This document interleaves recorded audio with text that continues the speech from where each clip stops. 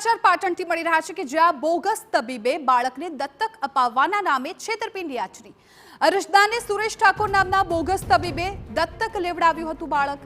અરજદારને દત્તક બાળકના કોઈ પ્રકારના દસ્તાવેજી પુરાવા પણ ન આપ્યા। દત્તક લીધેલું બાળક અરજદારે બોગસ તબીબને પરત સોંપ્યું। બોગસ તબીબે અરજદાર પાસેથી લીધેલા રૂપિયા પાછા ન આપતા છેતરપિંડીનો ખુલાસો થયો। પોલીસ મથકે બોગસ તબીબ સુરેશ ઠાકોર વિરુદ્ધ ફરિયાદ નોંધાઈ। બોગસ તબીબે અરજદાર પાસેથી લીધેલા રૂપિયા પાછા ન આપતા છેતરપિંડીનો ખુલાસો થયો છે। પોલીસે આરોપી બોગસ તબીબ સુરેશ ઠાકોર વિરુદ્ધ ફરિયાદ છે એ નોંધી લીધી છે। પાટણનો આ બનાવ છે કે જ્યાં બોગસ તબીબે બાળકને દત્તક અપાવવાના નામે હવે છેતરપિંડી કરી છે। અરજદારને સુરેશ ઠાકોર નામના બોગસ તબીબે દત્તક લેવડાવ્યું હતું એક બાળક। તેના દસ્તાવેજી પુરાવા પણ નહોતા આપ્યા અને ત્યારબાદ તેને જે પૈસા આપ્યા હતા એ પૈસા પણ પાછા ન આપ્યા, જેને લઈને છેતરપિંડી થયાનો ખુલાસો થયો છે। હાલ તો સુરેશ ઠાકોર વિરુદ્ધ ફરિયાદ છે દાખલ કરવામાં આવી છે। અમારા સંવાદદાતા સુનિલ પટેલ આ મામલે વધુ જાણકારી આપી રહ્યા છે। સુનિલ, અત્યારે આ મામલે શું વિગતો મળી રહી છે, શું છે સંપૂર્ણ આખો મામલો? ચોક્કસ જિજ્ઞાસા કહી શકાય તો સમગ્ર જે ઘટના છે 2 દિવસ અગાઉની આ ઘટના સામે આવી હતી। પાટણ સ્પેશિયલ ઓપરેશન ગ્રુપ એટલે કે એસઓજીને જે બાતમી મળી હતી, જે અરજદારે ગુપ્ત બાતમી આપી હતી અને તે દ્વારા બાતમીના આધારે એસઓજીએ વારાઈના કોરડા ગામેથી તપાસ હાથ ધરતા એક કહી શકાય તો ખ્યાતિ જે રીતે હોસ્પિટલ સમગ્ર ચાલતી હતી તેવી જ રીતે પાટણના વારાઈના કોરડા ગામે પણ બોગસ હોસ્પિટલ ઝડપાઈ છે।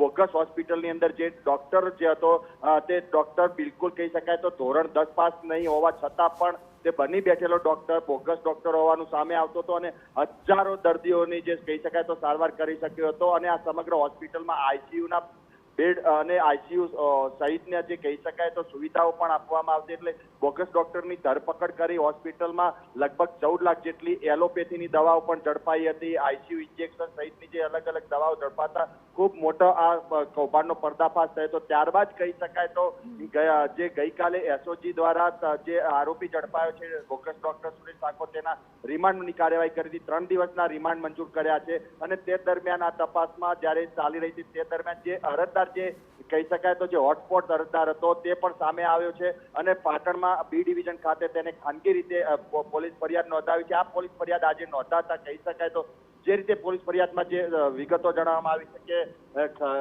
જે બાળક જે અરજદારને આપવામાં આવ્યું હતું તે સુરેશ ઠાકોર દ્વારા આપવામાં આવ્યું હતું અને લગભગ 1,20,000 રૂપિયા જેટલી કિંમત લઈ અને આ બાળક દત્તક આપવામાં આવ્યું હતું, પરંતુ દત્તક બાળકના જે કોઈ પણ ડોક્યુમેન્ટ કે દસ્તાવેજી પુરાવા ન આપી અને તેની સાથે છેતરપિંડી કરી હોવાની આપી, તેથી તેને અરજદારને ખ્યાલ આવતા અરજદારે દત્તક લીધેલું બાળક પણ પરત કરે તો તેમ છતાંય જે ડોક્ટર સુરેશ ઠાકોર છે બોગસ ડોક્ટર, તેને અરજદારને રૂપિયા પરત ન કરીને તેની સાથે છેતરપિંડી કરી હતી।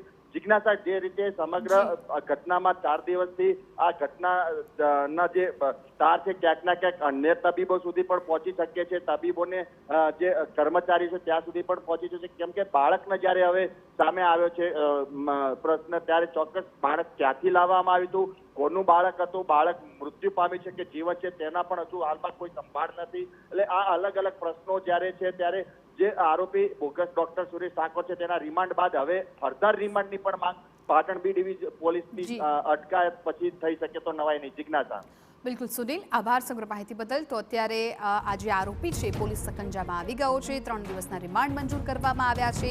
અત્યાર સુધી કેટલા લોકો સાથે આ પ્રકારની ઠગાઈ કરવામાં આવી છે, છેતરપિંડી કરવામાં આવી છે એ દિશામાં